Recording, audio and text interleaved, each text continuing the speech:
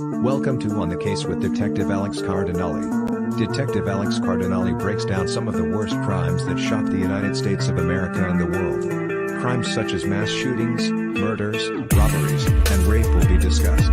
What can we learn from these crimes? That will be discussed as well. Feel free to post your thoughts on each crime discussed in the comments. As always, thanks for watching and stay safe everyone. If you see something, say something, never be afraid to call 911. Now here is Detective Alex Cardinale.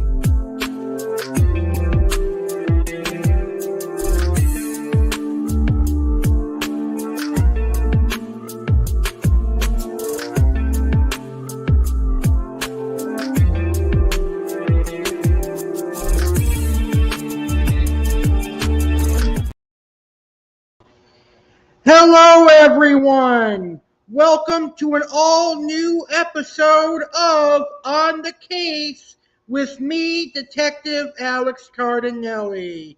I hope you're all having an amazing day. Thank you so much for tuning in to an all-new episode of On the Case. Tonight, I have a rather sad crime that I'm going to be talking about.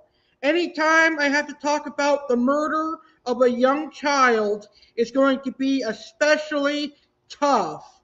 But when we're talking about the murder of a young child who was badly beaten, tortured, and abused for his whole life, it is absolutely disgusting and very, very sad. This poor boy that we're going to talk about today had a horrible life, and he was murdered, and he was abused by his parents, and the government system totally failed him because people reported the abuse, but the California government did absolutely nothing about it, and it breaks my heart that it happened. It is really, really sad. Now, I came across this story on Netflix, but I remember it from 10 years ago. It has been 10 years since this crime took place, and I figured it'd be a great crime to talk about here on the Case with Detective Alex Cardinale. So, today's crime: 8-year-old Gabriel Fernandez was badly beaten, tortured, starved, and ultimately murdered by his parents because they thought he was gay. They shot him with a BB gun, they knocked his teeth out with a baseball bat, they burned him, and they did all sorts of unthinkable things to their young child. It is absolutely horrific and sickening, and I can't fathom how this young boy felt all the way to his untimely death at the hands of his parents. Now, he did report the abuse to teachers and security guards, and they told the government system, but the government system did absolutely nothing. And unfortunately, it led to the demise and murder of young Gabriel Fernandez. You know, I feel really bad for this poor kid. He was probably a great kid. He got killed because his parents thought he was gay. So what? He's different. Not everyone is meant to be the same.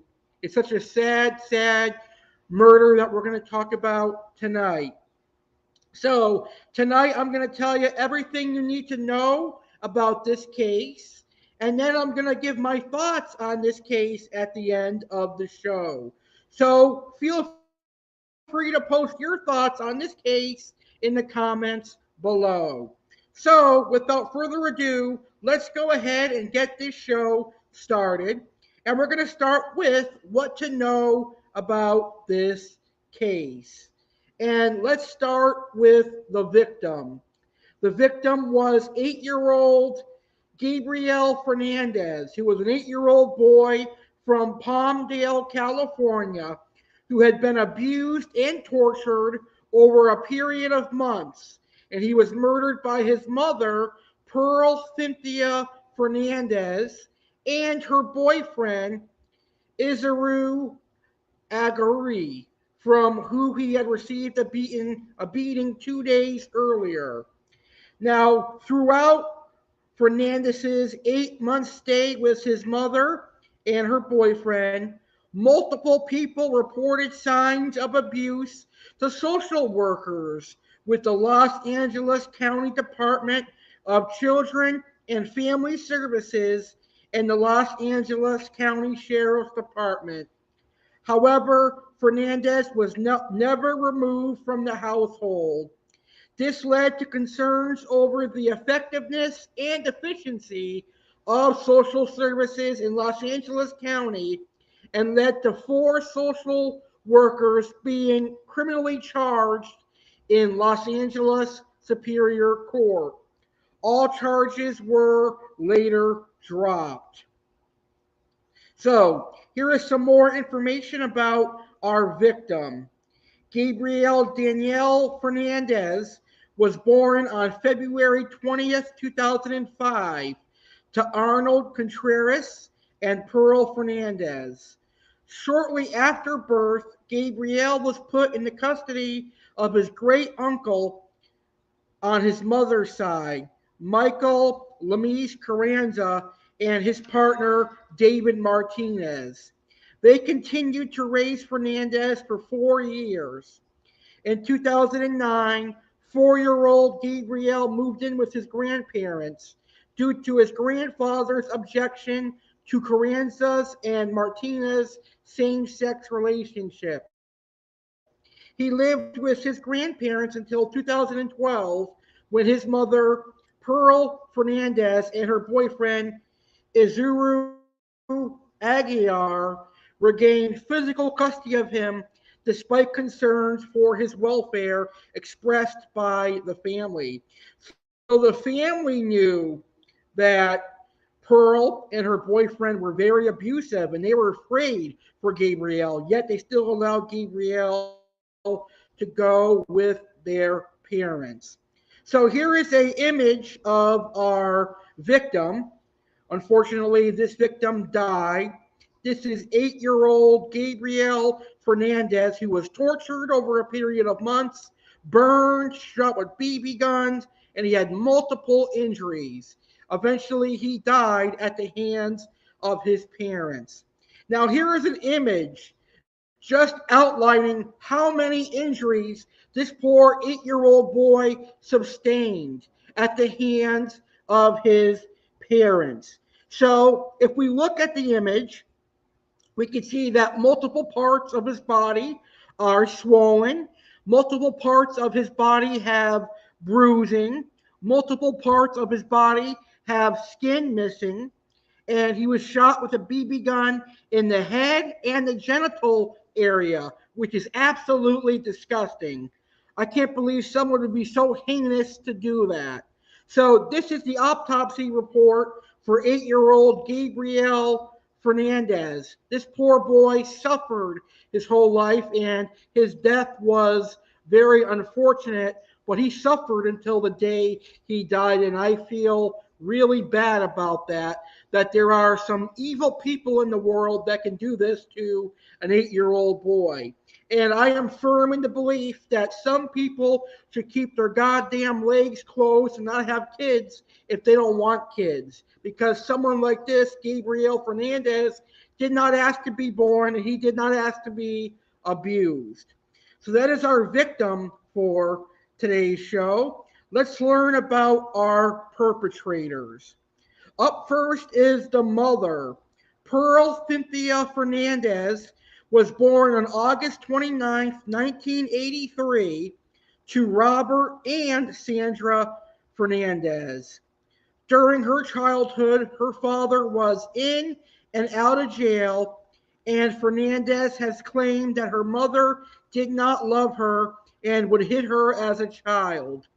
At the age of 9, Fernandez began using methamphetamine and drinking alcohol, and at the age of 11, Fernandez decided to run away from home. She dropped out of school in the 8th grade.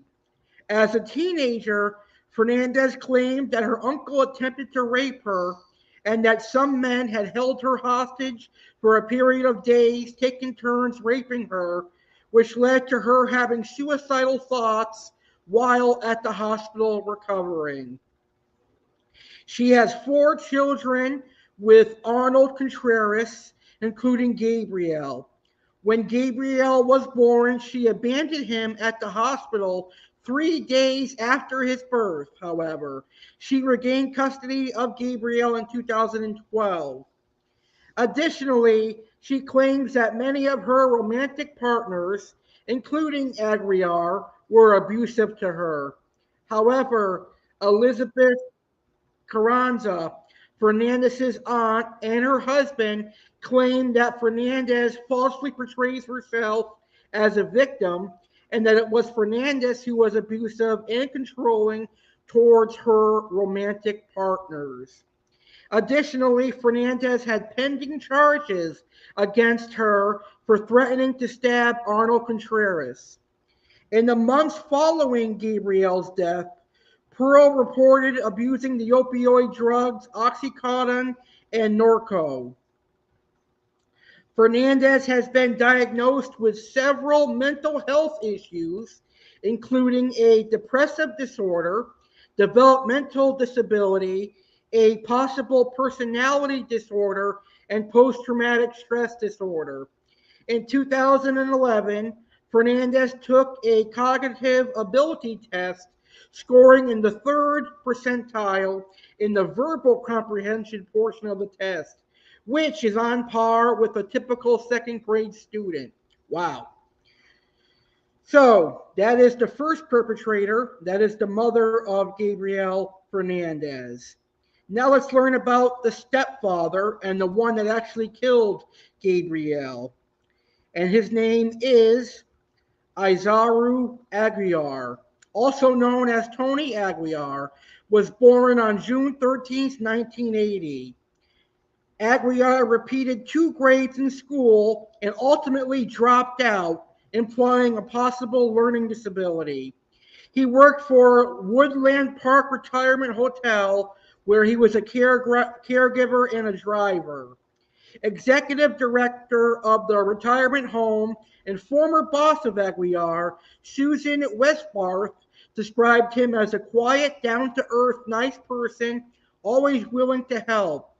She also commented that throughout his 3-year employment, he was patient and loving and would commonly change the diapers of elderly residents at the faculty. Staff at the faculty nicknamed him Shaggy, which was, according to Westbirth, a term of endearment. Ex-co-worker Shirlene Mill, who also worked for Woodland Park Retirement Home, noted that while Agar was driving residents, he would often drive them the scenic route so they could get to see views other than the freeway. In October of 2012, Aguiar began working as a security guard for AVL Private Security. Through AVL, he worked at the Vultra Market in Palmdale, California. Aguiar met Pearl Fernandez roughly 1.5 to 2 years before they took custody of Gabriel Fernandez. All right, so that's everything you should know about this case. Now let's discuss the actual crime itself.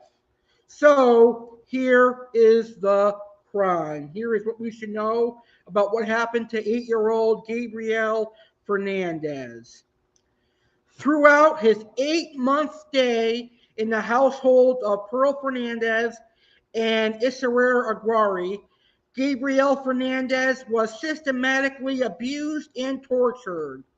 The abuse included regular physical beatings, causing broken bones, being forced to eat cat litter and feces, that is absolutely gross, his own vomit, and spoiled or expired foods, being burned with cigarettes, being shot with a BB gun in various areas of the body, including the face and groin, being pepper sprayed, being forced to wear women's clothing, having to sleep bound and gagged in a small cupboard, and having his teeth knocked out with a bat. That is horrible. That is absolutely sickening. That he had broken bones from physical beatings. He had to eat cat litter and feces, his own vomit, and bad food. Horrible. I just can't think of how someone could do that to someone so young. According to Fernandez's siblings, while Fernandez was being abused, his mother and stepfather would laugh. According to prosecutors, his stepfather was allegedly motivated to abuse Fernandez because he believed Fernandez was gay. The abuse and torture extended to Fernandez's siblings, except it was directed more towards Fernandez. On May 22, 2013, Fernandez called 911 to report that her child, Gabriel Fernandez, was not breathing. Fernandez had been fatally beaten by his mother and stepfather after failing to clean up his toys. When first responders arrived, they found him on the ground, naked with several injuries. His stepfather explained to them that Fernandez was gay. Paramedics rushed him to the hospital where doctors declared him brain dead. He passed away 2 days later on May 24th, 2013, at the Children's Hospital in Los Angeles. He died at the young age of 8 years old, and the official autopsy declared he died of blunt force trauma that coincided with neglect and malnutrition. So, as we all know, on May 22nd, 2013, authorities responded to an emergency call at the home of Gabriel Fernandez because he had stopped breathing. Now, here is something that I forgot to mention. When paramedics arrived, they found a bruised and beaten Gabriel. His skull was cracked, 3 of his ribs were broken, BB pellets were embedded in his bruised and burned skin, and 2 of his teeth had been knocked out. He was immediately taken to a hospital, but tragically died 2 days later. Now we're going to learn how the system, aka the government, failed this young boy, because a lot of people reported the abuse, but nothing happened. It's absolutely tragic. So, from 2003 to 2012, over 60 complaints were filed against Pearl Fernandez and her boyfriend. These complaints prompted 8 investigations by both Los Angeles County Child Protective Services and the Department of Children and Family Services. However, both agencies claimed all but one of these complaints were unfounded. In the days following his tragic death, questions began to emerge about Gabriel's short and painful life. In 2003, Gabriel's mother, Pearl Fernandez, was investigated by county social workers for an allegation of severe neglect.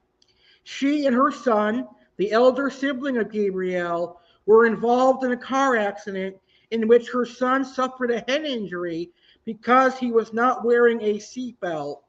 A year after that, a relative filed a complaint with Child Protective Services claiming that Fernandez was beating that same child. Social workers stated the claim was unfounded. Fernandez kept her children. Shortly after his birth in 2005, Gabriel went to live with his maternal grandmother. In 2007, another complaint was filed against Fernandez, claiming that she neglected to feed one of her daughters and threatened to break her jaw when she cried. Fernandez was also convicted of using a weapon in a reckless manner and was sentenced to 2 weeks in a Texas jail. In spite of all this, Fernandez took back custody of Gabriel in October of 2012 telling social workers that she was concerned about how her relatives were treating him. The red flags were all over the place. They were ignored. It is just inexplicable to me, said County Supervisor Zev Yaroslavsky, noting that the Sheriff's Department was also aware of the abuse allegations. After Gabriel went back to his mother in 2012, his teacher began calling social workers, stating that Gabriel's face and hands were bruised. Upon investigation, Gabriel attributed these injuries to being hit with a belt buckle. Over the next several months, that same teacher reported Gabriel coming to school with scratches, a busted lip, and a swollen face with bruised dots. Gabriel attributed these to being punched and shot with a BB gun by his mother. During investigations, Gabriel retracted his statements because social workers failed to interview him without his mother's presence. On March 26th, Gabriel's therapist filed a report claiming that Gabriel had been forced to perform oral sex on a relative. Again, he was interviewed in his mother's presence and retracted his claim. A week before his death, Gabriel's school asked the sheriff's deputy to investigate the situation, but the officer stated that he was given the wrong address. He said that when he was able to speak to Fernandez on the phone, she claimed that Gabriel had moved to Texas with his grandmother. After Gabriel's death, 4 social workers were fired for their failure to act. Fernandez and her boyfriend have both pled guilty to capital murder and torture in order to avoid the death penalty. They will both be in prison for the rest of their lives without the possibility of an appeal or parole. As a result of the investigation, LA County has changed training methods, including training visits with more senior social workers and real life training scenarios to help social workers gain experience before going out into the field. However, the changes came too little too late for Gabriel Fernandez, unfortunately. Gabriel Fernandez died at the hands of his mother and stepfather, and he died at the hands of the LA system because they failed to act on the reports of abuse. And it's absolutely horrible. Sometimes, as a United States citizen, stuff like this makes me pissed because you're allowing an 8-year-old boy to literally be beaten to death. People are reporting abuse and you're doing absolutely nothing about it. It makes me sick to my stomach that they let this go on.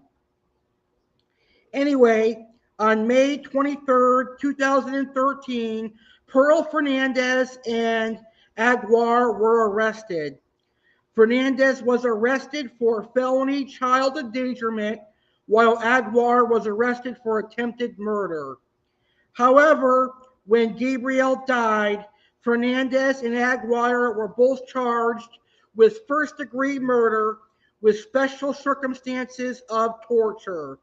Prosecutors pursued the death penalty, and I humbly believe they both deserved the death penalty.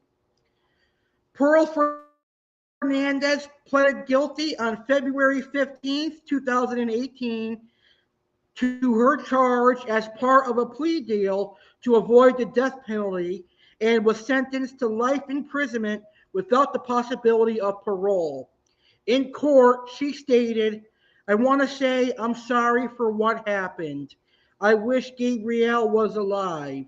Every day I wish that I would have made better choices. I'm sorry to my children, and I want them to know that I love them." Bullshit. She said that because she got caught and she was going to be spending the rest of her life in jail. Pearl Fernandez, you are an evil bitch, and you deserve to die for what you did to Gabriel Fernandez, an innocent 8-year-old boy. I know I'm supposed to be biased on these crime shows, but it just breaks my heart that a young child has to go through all this torture. Now, her boyfriend and Gabriel's stepfather pleaded not guilty to the charge of first-degree murder with special circumstances of torture, and the case was prosecuted by Deputy District Attorney John Hanamanami and Deputy District Attorney Scott Yang. Jury deliberation began on November 14th, 2017, and a verdict was reached the next afternoon. So, her boyfriend got the death penalty, but I believe he is serving life in prison now. Now, the social workers associated with the Gabriel Fernandez case were Stephanie Rodriguez and Patricia Clement. The other parties associated were their supervisors, Kevin Baum and Gregory Merritt. The social workers were accused of neglecting Fernandez and falsifying public records. Calls regarding child abuse concerns began to occur between the years of 2012 and 2013. The first call came in from his teacher, Jennifer Garcia. Jennifer Garcia's concerns started when Fernandez first asked her concerning questions regarding being whipped.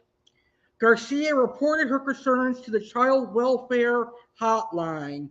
Stephanie Rodriguez, a social worker, was assigned to Fernandez's case. Garcia continued to see signs of child abuse, such as a fat lip and pieces of hair missing. Gabriel also claimed that he had been shot in the face with a BB gun. Garcia continued to call the Child Welfare Hotline and was told each time that a social worker would check in on Fernandez. In the months preceding his death, Fernandez showed his injuries or reported the abuse to a security guard, family members, and a teacher, which led to several calls to social services to no avail. After being hit with the metal buckle side of a belt, he asked his teacher, Jennifer Garcia, if it's normal to bleed. In response, Garcia called social services and was later called by social worker Stephanie Rodriguez, informing her that she was assigned to the case. On another day, Fernandez came to class with chunks of hair missing and a lump on his lip. When questioned about it by Garcia, Fernandez said his mother had punched him in his mouth. After speaking with the principal, Garcia called Rodriguez back and informed her of the recent signs of abuse. Later, when Fernandez reported to his teacher that he was shot in the face with a BB gun by his mother, she again informed social services of the new sign of abuse. After Fernandez missed 13 days of school, he returned and his teacher noticed his condition had worsened. She attempted to call Rodriguez, but her call was never returned. Fernandez's great aunt, Elizabeth Carranza, and her husband called social services 3 times and talked to sheriffs twice regarding the welfare of Fernandez. 29 days before Fernandez's death, Ardo Miranda Martinez, a security guard at a Los Angeles County welfare office, noticed extensive injuries on Fernandez's body, which prompted him to call 911, risking his job to report the injuries to sheriffs. Between 2005 and 2012, 60 complaints were filed against Pearl Fernandez and her boyfriend to the Los Angeles County Department of Children and Family Services. That is just awful, ladies and gentlemen. My heart goes out to this young boy who was tortured and was killed. He was tortured by his parents, and the law system failed him. A terribly, terribly tragic case, and I'm sorry that this young boy lost his life. So what are your thoughts on this case? Let me know your thoughts in the comments. Here are my thoughts. My thoughts are this exactly. The moment that reports of abuse started coming into the custody of children and services, they should have taken those reports of abuse seriously. They should have gone to Gabriel Fernandez's home and investigated, and they would have solved the injuries that Gabriel had, and they could have taken him away from his mother, and he would have been living a happy and healthy life now. I think his mother and his stepfather are evil people, and they're where they belong right now, in jail. They should never, ever see the light of day, and they never will. This is a heartbreaking case, and it sucks that it happened.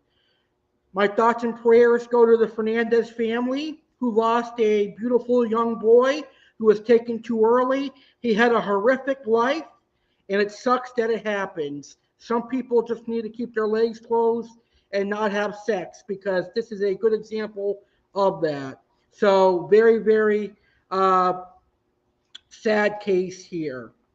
All right. Well, I want to thank you for joining me for this episode of On the Case with Detective Alex Cardinale. I hope you learned a lot about the murder, the brutal, heartless murder of Gabriel Fernandez. Don't forget, I, Detective Alex Cardinale, will be on the 1-year anniversary of Saturday Live this Saturday, and I'll be talking about I can't even pronounce. I can't speak today. I will be talking about the Menendez brothers' parents' murder. The Menendez brothers murdered their parents for money, and I will talk about that on Saturday Live, the 1-year anniversary of Saturday Live, live this Saturday, April 15th, 2023, 9 p.m. Eastern, 6 p.m. Pacific, here on my YouTube channel.